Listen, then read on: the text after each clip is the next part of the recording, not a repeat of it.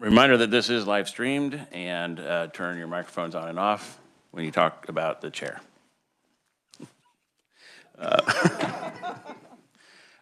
Thank you to Michael O'Donnell with O'Donnell Public Affairs for providing lunch today. Thank you, sir. First item on the agenda is committee organization, and we're going to start with elect committee leadership. And Chris, take it away.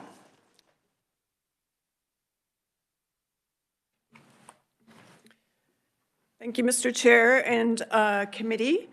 The leadership of this committee changes each year.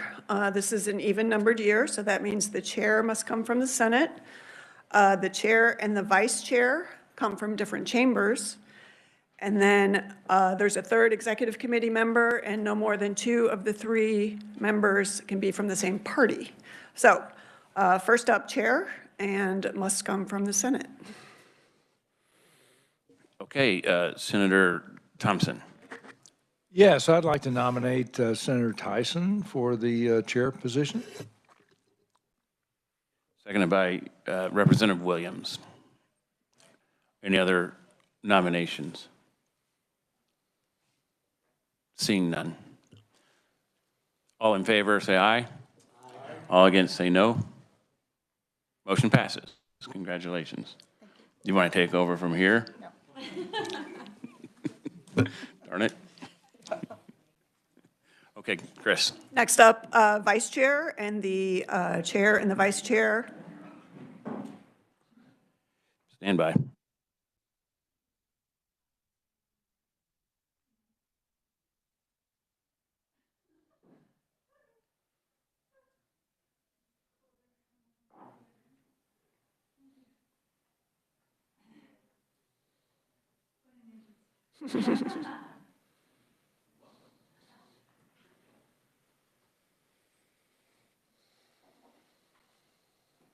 Okay.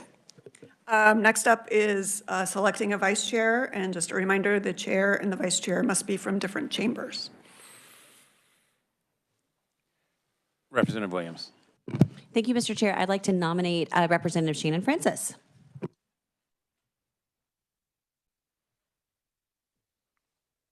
Okay, seconded by Senator Tyson. Any other nominations? Seeing none. All in favor, say aye. Aye. Aye. All against, say no. Motion passes. Congratulations. And last one is the third member of the executive committee. At this point, must be from a different party, but can be from either chamber. Senator Tyson. Thank you, Mr. Chairman. I'd like to nominate Representative Probst. Seconded by Representative Francis. You good with that? Any other nominations? All right, seeing none. All in favor, say aye. Aye. All against, say no. Motion passes. Congratulations. Okay.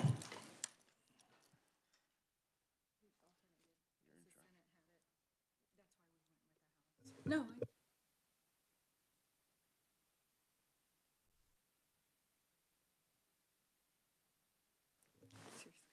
All right, I get to continue another half meeting. This is great. I'm so excited.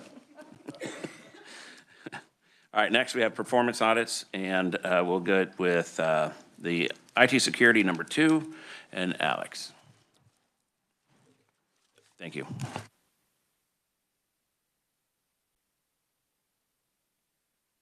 Sorry, not used to the mics, so.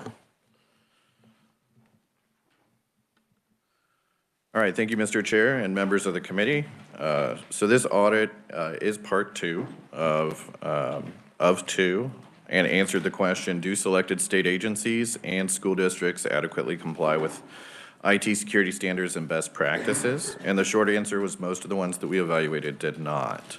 So a little bit of background just to kind of refresh everyone's memory as far as what the IT security background would be. State agencies must follow ITech security standards to protect sensitive information against data loss or theft. State law did create the Information Technology Executive Council to adopt IT policies and standards for all state agencies, and adopted a series of policies, including the IT Security Policy 7230A. These standards are similar to other security standards put out by the federal government and other international organizations. State law the state has passed other laws in the last 5 years, specifically designed to address IT security issues, most notably the 2018 Cybersecurity Act and an amendment to that act this last session. Local entities, including school districts, are not required to follow the state's IT security policies, but they may be subject to other state or federal laws, such as the Kansas Student Data Privacy Act. Since 2014, LPA has produced IT security audits of individual state agencies, which were kept confidential, and we're at the bottom of page 7 now. In December of 2022, the committee approved an audit proposal that would look at fewer overall areas but cover more entities, and one of the goals was to produce a public type report that would produce a little bit more transparency. We released the first audit under that proposal last July, and then this is the second of those 2 audits. As a reminder, last month, the committee chose to go back to those individualized confidential audits, so this will be the last one, kind of probably for the time being, under this format. So getting back to this report, for this audit, we reviewed controls at 15 entities. That included 12 state agencies and 3 school districts. We reviewed 3 control areas: systems, operations, and configuration, continuity of operations planning, and data center security, and evaluated 5 controls under each subject area for a total of 15 controls. We followed our previously established scoring processes to evaluate compliance. And last to note, we set the cutoff for substantive compliance at 50%. So scores above 50% were considered as substantively compliant, even though they may have some findings to work on.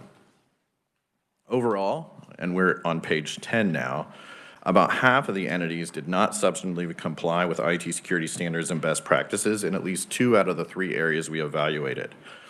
As shown in Figure 2, 4 of the entities had significant or major control issues in all 3 areas. So they had scores below 50% in all 3 areas. An additional 4 had scores below 50% in 2 out of the 3 areas. Only 3 had scores above 50% in all 3 areas. When entities don't have adequate security controls, the risk increases. The confidential data can be lost or stolen. If data gets compromised, agencies may also face additional financial penalties or reputational damage. As far as causes go, based on our interactions with staff, observations, and cumulative experience, these findings demonstrated a continued lack of top management oversight and supervision of entities' IT security functions. This is generally referred to as tone at the top. Because IT security is ultimately top management's responsibility, they have a duty to put adequate safeguards in place to prevent an entity's to protect an entity's data and limit its risk of exposure or loss. We also noted that unclear or missing documentation of contractor roles and responsibilities also contributed to issues that we saw.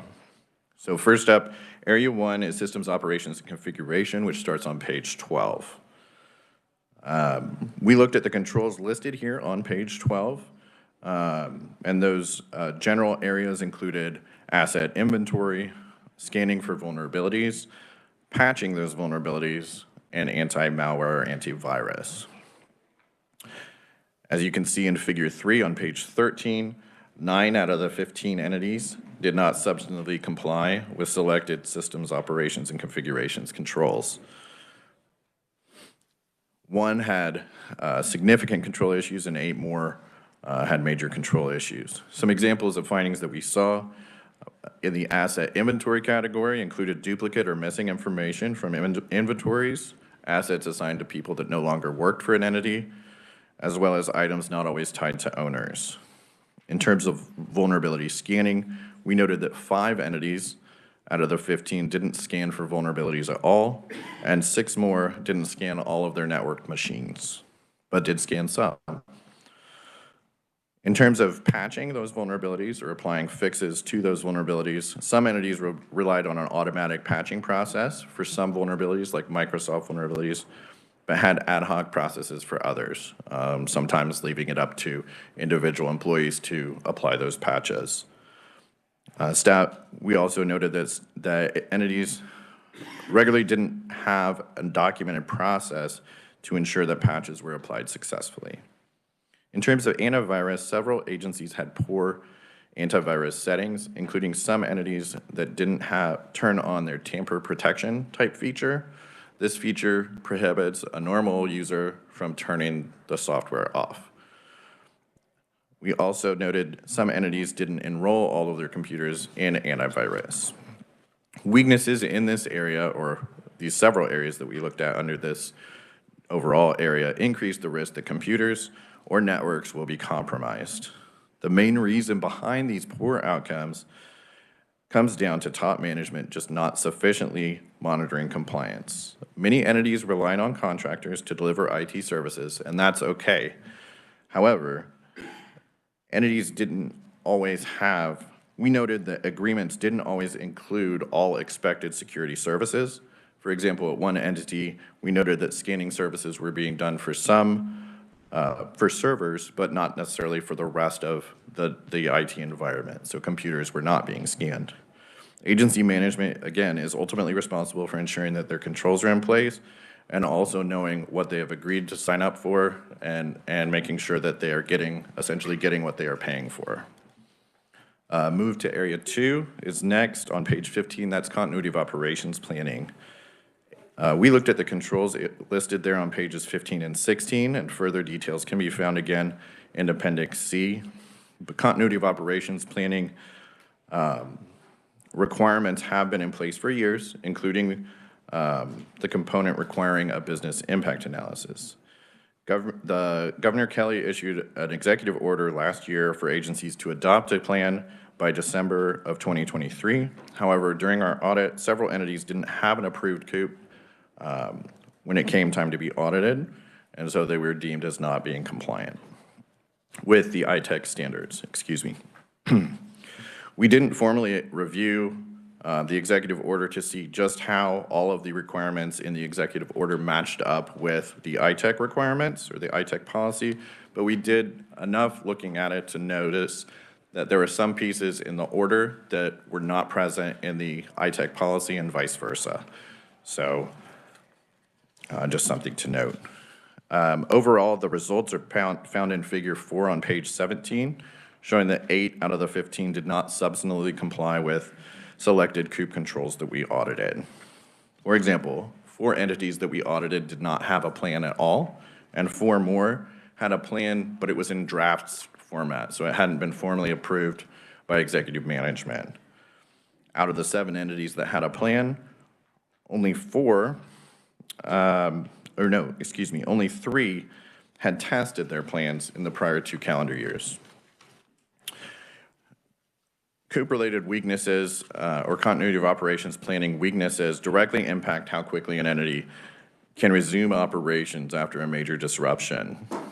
The main reason we think behind the poor outcomes in this area is that management may or may not be sufficiently prioritizing continuity of operations planning, as this planning is a form of strategic planning, which can regularly be viewed as, I can put this off until tomorrow, which is true until tomorrow happens, and then you can't put it off anymore. So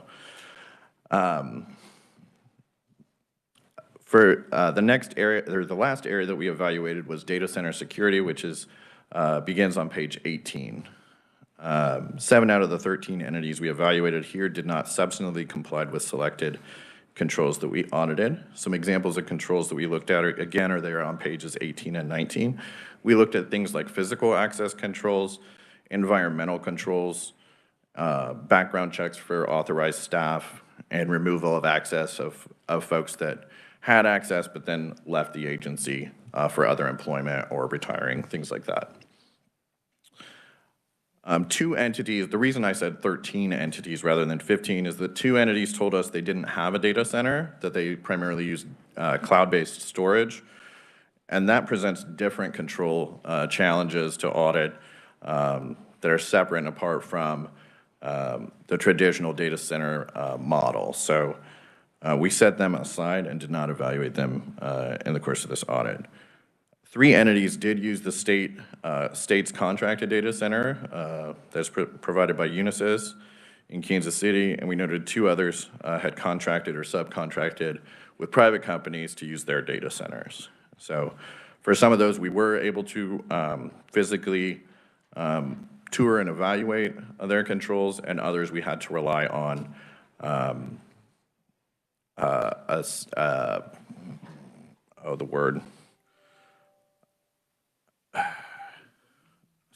a third-party control report, auditor's report. Excuse me, just left my brain.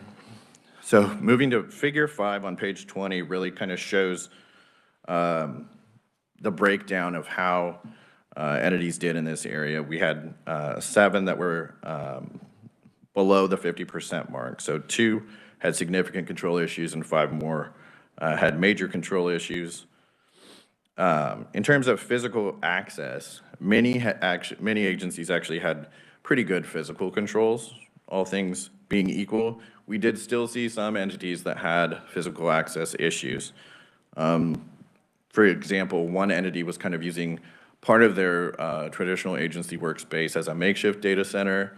The room that they had converted for this purpose did not have adequate ventilation, and so they had essentially propped the door open, which of course defeats the purpose of having a physical lock on the door to the data center if everybody can just walk in and access it. We also noted, I mentioned earlier about some entities that had contracted for data center services. 2 of the entities that we evaluated didn't really know about what controls were in place at their data center prior to our audit until we pushed them to get some additional information. Our review of that independent audit revealed that it was likely that there were at least some controls in place, but we called this out as a finding for those 2 entities because they simply didn't know prior to the audit whether they had adequate controls in place. We noted also, in terms of authorized access, we noted that 3 entities had unreasonably high numbers of people that had unescorted access to their data center. That included 1 entity that was aware of this issue but just hadn't put mitigating controls in place to help reduce risks associated with that large number of people kind of walking around their data center. In terms of environmental controls, 7 out of the 8 entities who managed their own data centers lacked 1 or more environmental controls, and that would be controls to mitigate or prevent damage in the case of fire, water, temperature, or humidity. Poor data center controls really just increase the risk that assets or data could be lost, damaged, or stolen, specifically with fire or water damage. Causes behind the findings in this area included a number of smaller entities that were less familiar with ITech requirements and inadequate monitoring, again, by top management.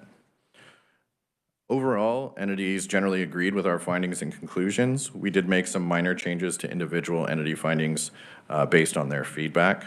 We had recommendations, which start on page 22. There were 2 recommendations for auditees, who generally said they would do those. 2 recommendations for the Information Security Office, who said they had either fixed those or were in process of fixing those, and 3 recommendations for the legislature to consider. With that, I'd be happy to stand for questions. Committee, any questions?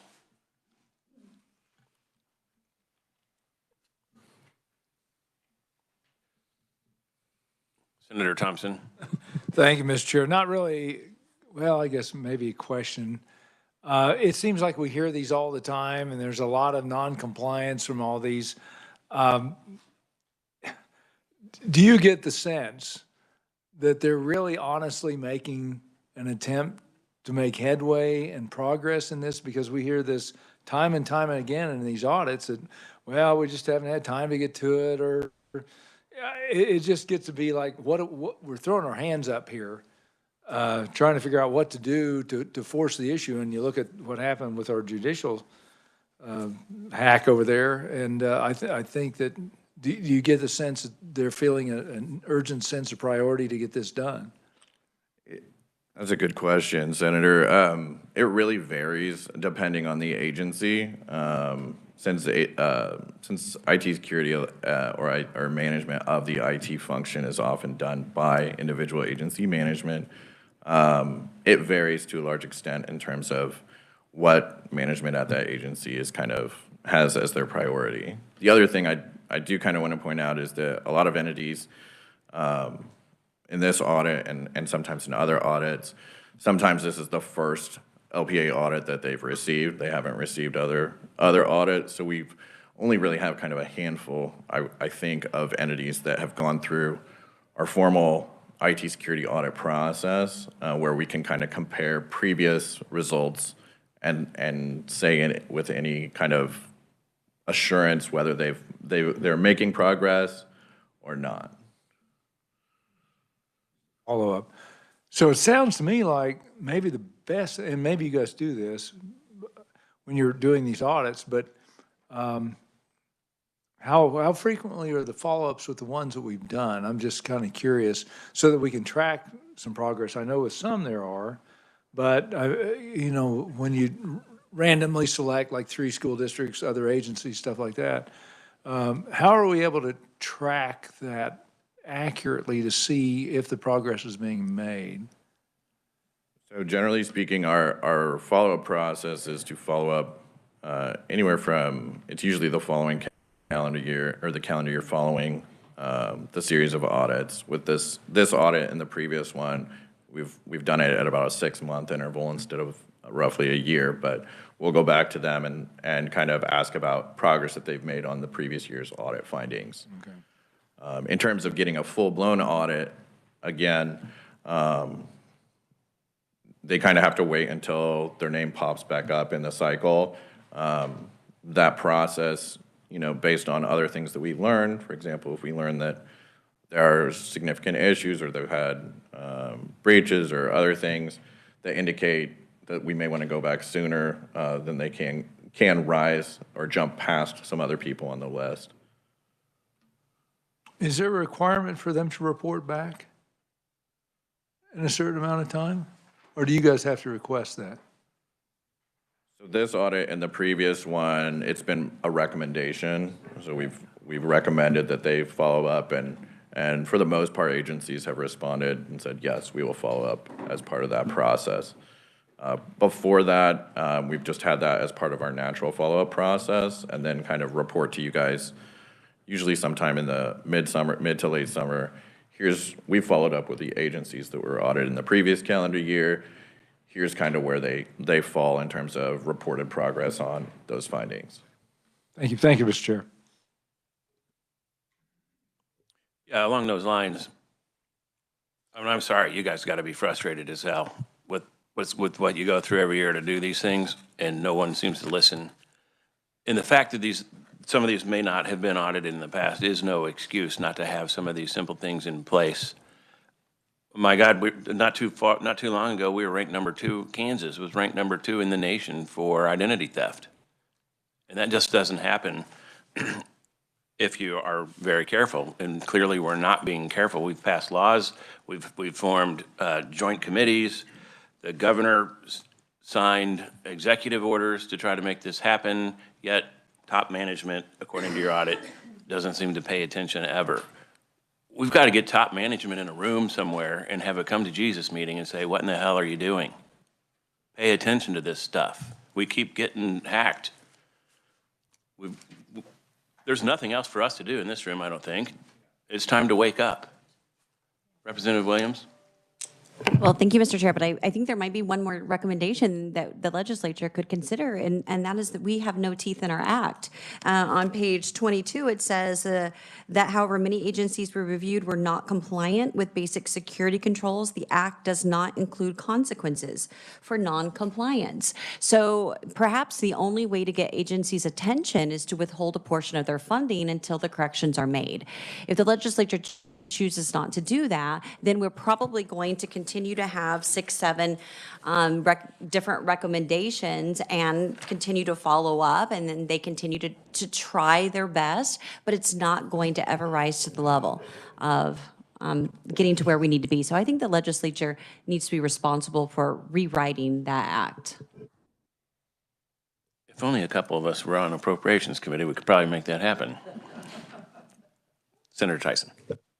Thank you, Mr. Chairman. I appreciate the comments and would echo those. And we've tried two ways with this report also. We've tried behind closed doors and then the overall report. And I think the overall is not going to work because we're not going to be able to look those agencies in the eye and say, what are you doing? What are you thinking?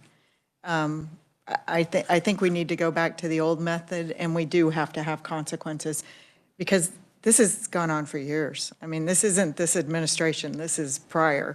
This is many, many years.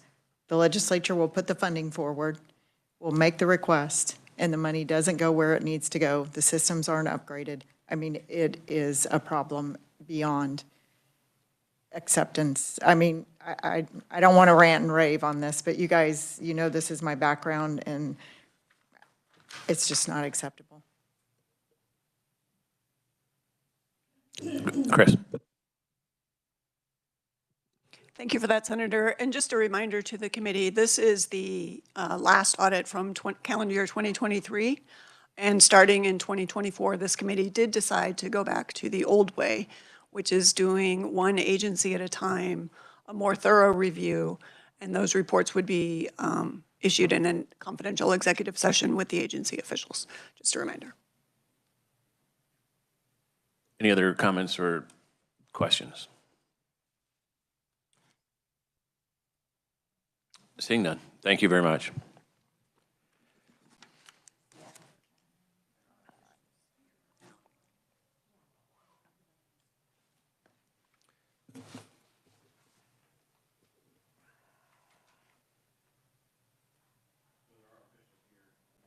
Yep. There are officials here from the agencies that are and are available for questions. Does anybody have questions for any of the agencies? Representative Williams. Thank you, Mr. Chair. So this question would be directed toward either the Department of Children and Families or the Kansas Department of Health and Environment. And we know through the COVID period, the pandemic period, there were billions of additional dollars that flowed into Kansas and millions of additional dollars that went into these different agencies for a variety of different uses or reasons. I know that some of those reasons were to improve software and ways to process. And of course, we know with the Department of Labor that money was used for cybersecurity. Were your agencies, or did your agencies receive any federal dollars to address anything related to this during the COVID pandemic? And if so, what did you do with it? Any takers?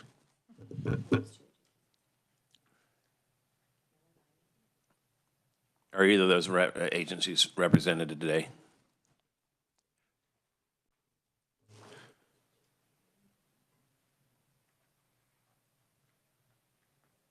Could you state your name and which agency you're with, please? Excuse me. My name is Bob Doan. I'm the CIO with KDHE. Thank you for having me. To answer your question, ma'am, I do not have information on that. I know we did receive funding, and I know we did get systems upgraded, but I don't have the specifics of that. I apologize. I definitely appreciate that, but perhaps that would be something that agencies could provide to legislative post-audit, and then it could be directed towards us, because I would be curious how much money and where it was spent, and if any of it was used to follow through with any of legislative law. And did you increase staff or just where it went. Thank you. I can speak in general to the overall security footprint of our entire agency. We do take it very seriously. Security is, since COVID, for example, you brought that up, we've been spending numerous hours increasing our security footprint by implementing new security tools, implementing new ways that we can have staff to ensure that security issues are addressed in a timely manner. We have done numerous things on security training for staff. We have a lot of turnover like other agencies do. So we lose some relevant technical staff. So we obviously retrain those. We utilize contract staff for security measures as well. But security is very, very critical in our agency, especially with the type of data that we handle. Any other questions or concerns? Okay, seeing none. Thank you, sir. Thank you. Okay, we're going to move on to consent calendar. Kristen. Oh. Thank you, Mr. Chair, Mrs. I'm not quite sure how to address that. So we'll go through the consent calendar today. That's in tab A of your binder. So there's 2 items on today's consent calendar. That includes approval of the minutes from the last meeting, which was December 12th, 2023. You can find that in attachment A. And then the second item is acceptance of the audit that was presented today, the IT security audit that Alex just presented. So unless there is objection from the committee, the following items would be considered approved. Any objection? Seeing none. Thank you. Consent calendar is approved. Okay, next meeting date. Chris. Thank you, Mr. Chair. Katrin is passing out a copy right now. We will be working with our new chair, Senator Tyson, on shoring up meeting dates going forward. But in the meantime, for sure, count on the next meeting being Wednesday, January 31st. That is when statutorily the Department of Commerce is required to come present to this committee. They have to do that in January every year. So that's the last day we can get that done. After that, as you can see, in early February, we should be having community college athletics and Capers 3. Later in February, angel investor tax credit. The 911 presentation, you wanted the contractor to come back and present, so he's scheduled for late February, and the audit on diversity, equity, and inclusion monies at universities. And then much later in March and beyond, next up is motor vehicle taxes, and then a number of audits listed there that we're just now getting kicked off. But I will be working with the new chair to shore updates, and we'll keep you apprised.